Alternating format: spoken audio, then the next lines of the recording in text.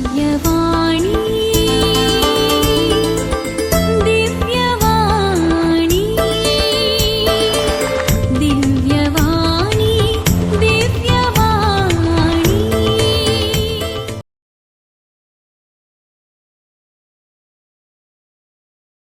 ಮೊದಲನೆಯ ವಾಚನ. ಯೌವಾನನು ಬರೆದ ಮೊದಲನೆಯ ಪತ್ರದಿಂದ ವಾಚನ. ಪ್ರಿಯ ಮಕ್ಕಳೇ, ನಿಮ್ಮನ್ನು ಸನ್ಮಾರ್ಗದಿಂದ ತಪ್ಪಿಸುವುದಕ್ಕೆ ಯಾರಿಗೂ ಅವಕಾಶ ಕೊಡಬೇಡಿ. ಕ್ರಿಸ್ತ ಯೇಸು ಸತ್ಯ ಸ್ವರೂಪಿಯಾಗಿರುವಂತೆಯೇ ಸತ್ಯಕ್ಕನುಸಾರ ನಡೆಯುವ ಪ್ರತಿಯೊಬ್ಬನು ಸತ್ಯವಂತನೇ. ಪಾಪ ಮಾಡುವವನು ಸೈತಾನನ ಸಂತಾನದವನು.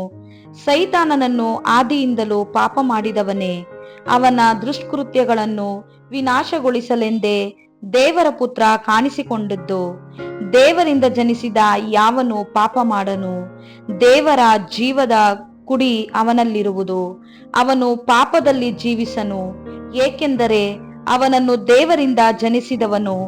ಸನ್ಮಾರ್ಗದಲ್ಲಿ ನಡೆಯದವನು, ಸಹೋದರನನ್ನು ಪ್ರೀತಿಸಿದವನು ದೇವರಿಂದ ಜನಿಸಿದವನಲ್ಲ. ಹೀಗೆ ದೇವರ ಮಕ್ಕಳು ಯಾರು ಮತ್ತು ಸೈತಾನನ ಮಕ್ಕಳು ಯಾರು ಎಂಬುದನ್ನು ತಿಳಿಯಬಹುದು. ಪ್ರಭುವಿನ ವಾಕ್ಯ.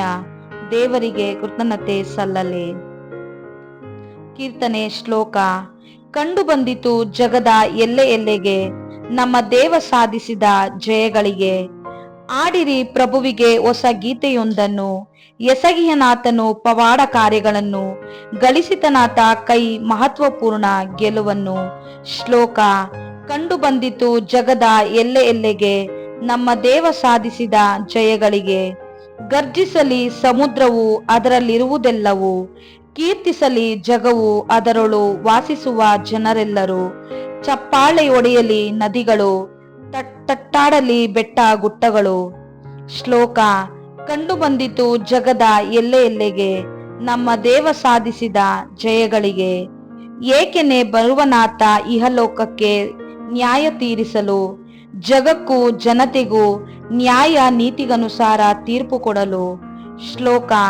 ಕಂಡು ಬಂದಿತು ಜಗದ ಎಲ್ಲೆ ಎಲ್ಲೆಗೆ ನಮ್ಮ ದೇವ ಸಾಧಿಸಿದ ಜಯಗಳಿಗೆ.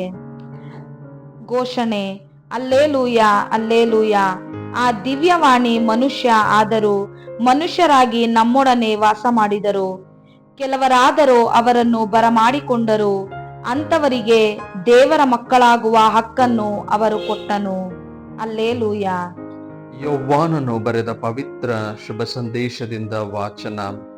ಆ ಕಾಲದಲ್ಲಿ ಯೌವಾನನು ತನ್ನಿಬ್ಬರು ಶಿಷ್ಯರ ಸಂಗಡ ನಿಂತುಕೊಂಡಿರುವಾಗ ಯೇಸು ಆ ಮಾರ್ಗವಾಗಿ ಹೋಗುತ್ತಿದ್ದರು. ಅವರನ್ನು ನೋಡುತ್ತಲೇ ಯೌವಾನನು ತನ್ನ ಆ ಶಿಷ್ಯರಿಗೆ, ಇಗೋ ನೋಡಿ, ಬಲಿಹರ್ಪಣೆಗಾಗಿ ದೇವರು ನೇಮಿಸಿರುವ ಕುರಿಮರಿ ಎಂದು ಹೇಳಿದನು. ಇದನ್ನು ಕೇಳಿದ ಆ ಶಿಷ್ಯರು ಯೇಸುವನ್ನು ಹಿಂಬಾಲಿಸಿದರು. ಯೇಸು ತಮ್ಮನ್ನು ಹಿಂಬಾಲಿಸಿ ಬರುತ್ತಿರುವವರನ್ನು ನೋಡಿ, ನಿಮಗೆ ಏನು ಬೇಕು ಎಂದು ಕೇಳಿದರು. ಅವರು, ರಬಿ, ತಾವು ವಾಸಿಸ ಮಾಡುವುದೆಲ್ಲಿ ಎಂದು ವಿಚಾರಿಸಿದರು. ರಬಿ ಎಂದರೆ ಗುರುದೇವ ಎಂದು ಅರ್ಥ. ಯೇಸು ಉತ್ತರವಾಗಿ, ಬಂದು ನೋಡಿ ಎನ್ನಲು ಅವರು ಹೋಗಿ ಯೇಸು ಇದ್ದ ಸ್ಥಳವನ್ನು ಕಂಡು ಆ ದಿನವನ್ನು ಅವರೊಡನೆ ಕಳೆದರು. ಆಗ ಸಾಯಂಕಾಲ ಸುಮಾರು 4 ಗಂಟೆಯಾಗಿತ್ತು. ಯೌವಾನನ ಮಾತನ್ನು ಕೇಳಿ ಯೇಸುವನ್ನು ಹಿಂಬಾಲಿಸಿದ ಇಬ್ಬರು ಶಿಷ್ಯರಲ್ಲಿ ಸಿಮೋನ್ ಪೇತ್ರನ ಸಹೋದರನಾದ ಅಂದ್ರೆಯನೂ ಒಬ್ಬನು. ಇವನು ಮೊದಲು ತನ್ನ ಸಹೋದರ ಸಿಮೋನನನ್ನು ಕಂಡು, ನಮಗೆ ಮೆಸ್ಸಿಯ ಸಿಕ್ಕಿದ್ದಾರೆ ಎಂದು ತಿಳಿಸಿ ಅವನನ್ನು ಯೇಸುವಿನ ಬಳಿಗೆ ಕರೆತಂದನು. ಮೆಸ್ಸಿಯ ಎಂದರೆ ಅಭಿಷಕ್ತನಾದ ಲೋಕೋದ್ಧಾರಕ ಎಂದು ಅರ್ಥ. ಯೇಸು ಸಿಮೋನನನ್ನು ನೋಡಿ, ಯೌವಾನನ ಮಗನಾದ ಸಿಮೋನನೇ, ಇನ್ನು ಮುಂದೆ ನಿನ್ನನ್ನು ಕೇಫನೆಂದು ಕರೆಯುವರು ಎಂದು ನುಡಿದರು. ಕೇಫ ಎಂದರೆ ಪೇತ್ರ ಇಲ್ಲವೇ ಬಂಡೆ ಎಂದರ್ಥ. ಪ್ರಭುವಿನ ಶುಭ ಸಂದೇಶ. ಕ್ರಿಸ್ತರೇ ನಿಮಗೆ ಸ್ತುತಿ ಸಲ್ಲಲಿ.